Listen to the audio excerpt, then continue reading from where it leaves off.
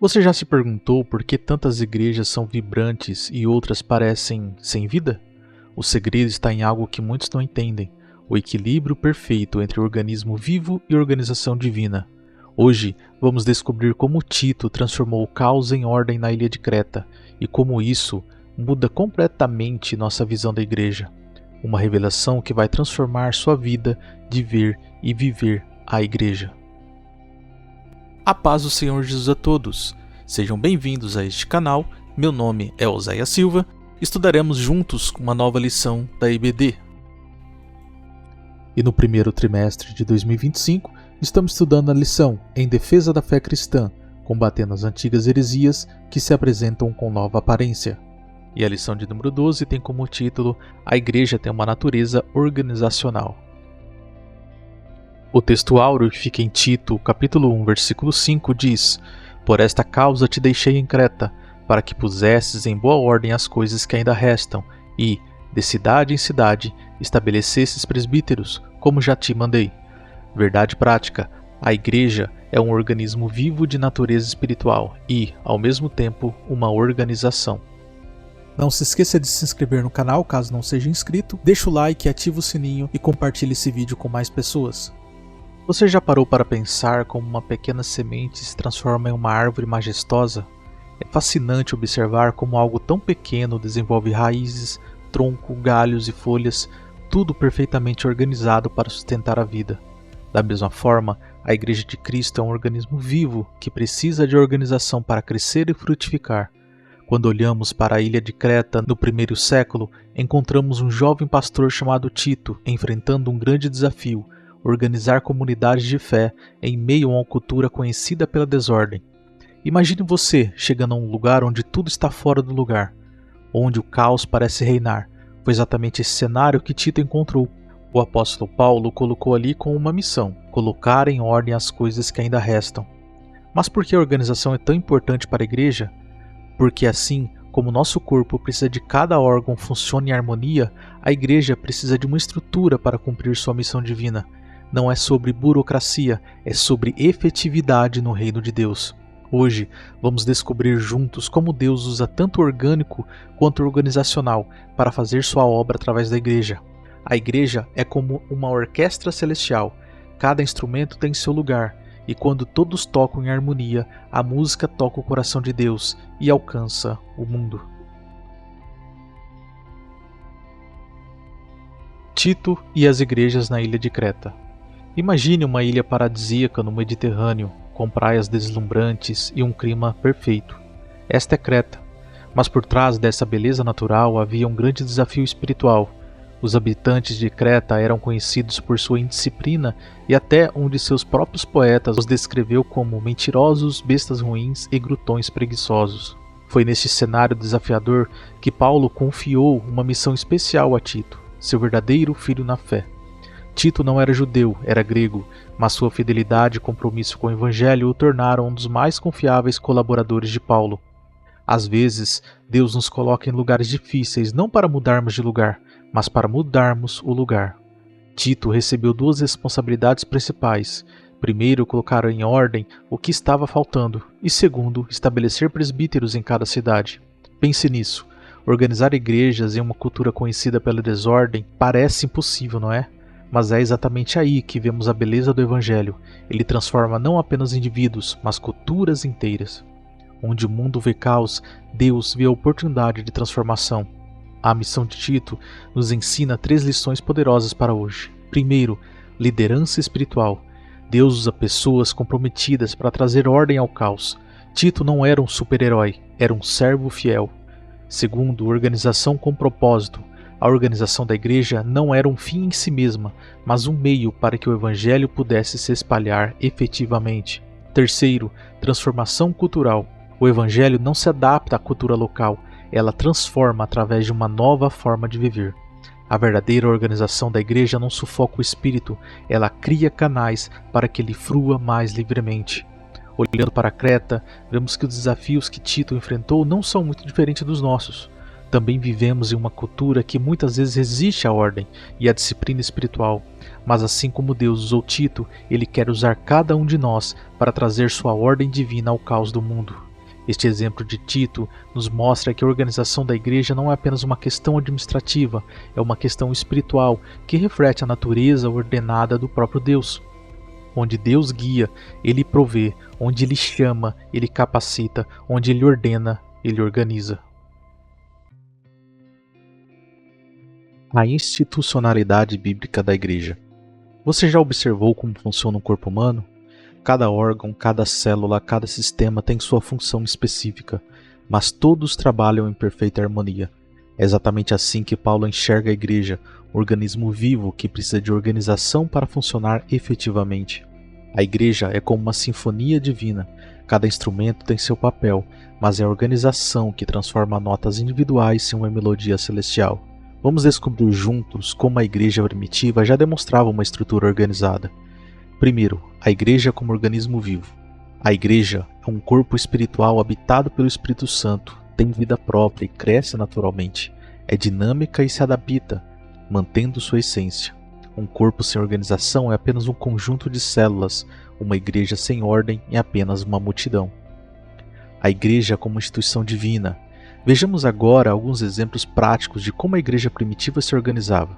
Elas tinham cultos organizados, horários estabelecidos, ordem no serviço, propósito definido, uma estrutura ministerial, pois a igreja tinha uma liderança estabelecida, presbíteros em cada unidade, responsabilidades definidas. E também trabalhavam com ação social estruturada, cuidado com as viúvas, assistência aos necessitados, campanhas de ajuda entre igrejas. Veja, em Gênesis 1:2, Deus já mostrava a sua ordem quando colocou ordem no caos. Por que seria diferente para a sua igreja hoje? Terceiro, aspectos práticos da organização. Imagine uma igreja no primeiro século. Tinha sua comissão ética, 1 Coríntios 5:2-5. Mantinham a tesouraria, 1 Coríntios 16:1-3. Usava a carta de recomendação, Romanos 16:1-2. Realizava convenções, Atos 15:6. Lembre-se, a ordem da igreja não é burocracia humana, é reflexo da natureza organizada de Deus. E hoje precisamos entender que a organização não mata a espiritualidade. Ter uma estrutura não limita o mover de Deus. E a ordem não impede a espontaneidade. Uma igreja bem organizada é como um jardim bem cuidado. Permite que as flores da graça floresçam em abundância. A institucionalidade da igreja não é uma invenção humana, é um design divino. Quando entendemos isso, percebemos que organização e espiritualidade não são opostas, mas complementares. Deus é um Deus de ordem, e sua igreja reflete sua natureza, organizada na estrutura e dinâmica no espírito. A questão atual, equilibrando organismo e organização. Você já ouviu alguém dizer que igreja organizada é igreja sem vida? Ou que a estrutura mata a espontaneidade do espírito? Hoje vamos desvendar este aparente conflito e descobrir como organismo e organização podem e devem caminhar juntas. Primeiro, desafio contemporâneo. Muitas igrejas hoje enfrentam um falso dilema: ser apenas um local de culto ou ser uma organização estruturada. A verdade bíblica nos mostra que somos cidadãos de duas pátrias. Temos responsabilidades espirituais e terrenas. Precisamos dar a César o que é de César e a Deus o que é de Deus. A igreja é como uma árvore, suas raízes estão no céu, mas seus frutos alimentam a terra. Segundo, a experiência pentecostal. Vamos fazer uma viagem no tempo. O movimento pentecostal inicial era anti-institucional, mas logo descobriu que precisava de organização, pois em 1914, nos Estados Unidos, nasceu a necessidade de estruturação, e no Brasil, em 1930, a mesma realidade se impôs. Isso porque o Espírito Santo não veio para eliminar a ordem, mas para dar vida à estrutura. E por que organizar? Pense em uma orquestra, cada música é talentoso, individualmente, mas sem um regente, vira cacofonia.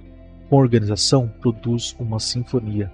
A igreja precisa de organização para manter a unidade doutrinária, expandir a obra missionária, realizar um trabalho social efetivo e administrar recursos com transparência.